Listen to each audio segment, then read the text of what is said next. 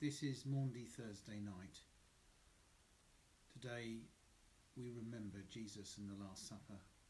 This is a very short reflection ending with some prayers, following on from the Gospel reading earlier. At the end of that Gospel reading, Jesus says, "I give you a new commandment, that you love one another.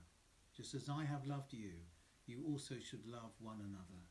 By this everyone will know that you are my disciples, if you have love for one another."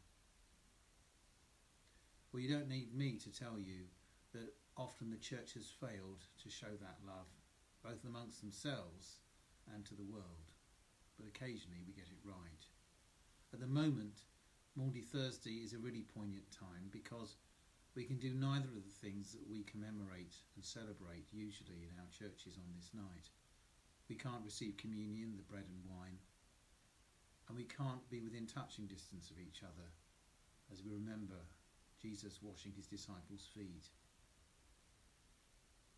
People wore sandals, or if they were poor, went barefoot in those days. The roads were dirty and dusty.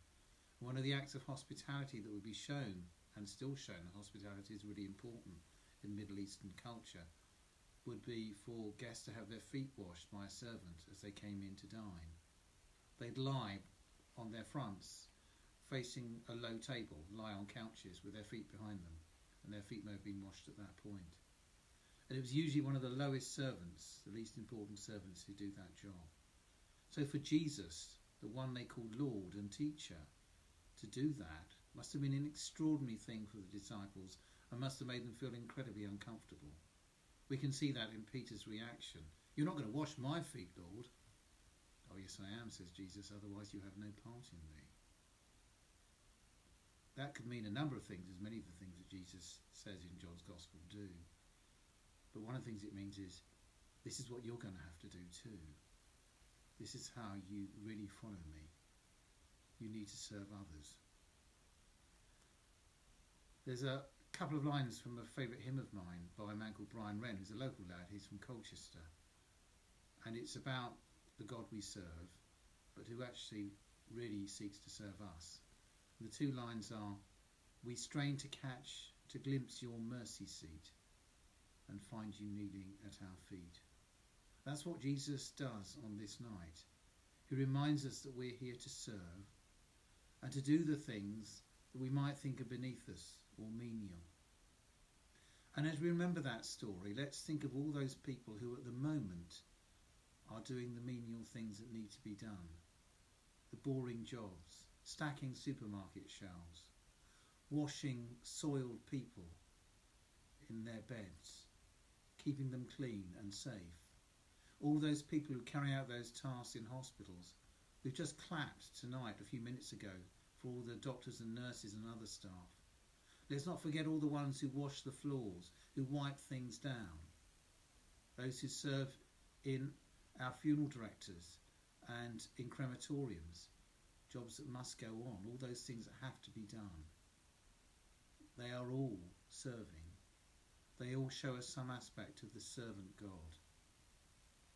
The church is in an extraordinary place at this moment, as is the whole world, as we seek to find new ways to serve God and to serve the world which Christ came to save. We will fail, as we often do, but I hope we can begin to start afresh and to show that life of service to the world as Christ has shown us.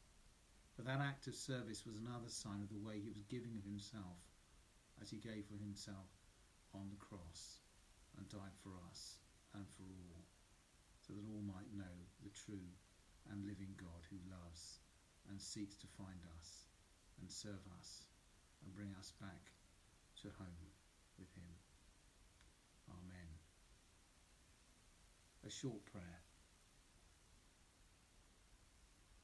Gracious God, we bring before you all those who serve, all those whose life at this moment is hard, who are on their feet all day, giving us our food, keeping our loved ones safe, providing our medicine. Be with them and help them to know that they are doing your work. Be with the vulnerable and the isolated, the frightened and the lonely. Be their strength their hope and their peace. And may all know the peace of the crucified and risen Lord this Easter. We ask this through Jesus Christ our Lord. Amen. And one final prayer. Lord Jesus Christ, you have taught us that what we do for the least of our brothers and sisters, we do also for you. Give us the will to be the servant of others, as you were the servant of all, and gave up your life and died for us, but are alive and reign, now and forever. Amen.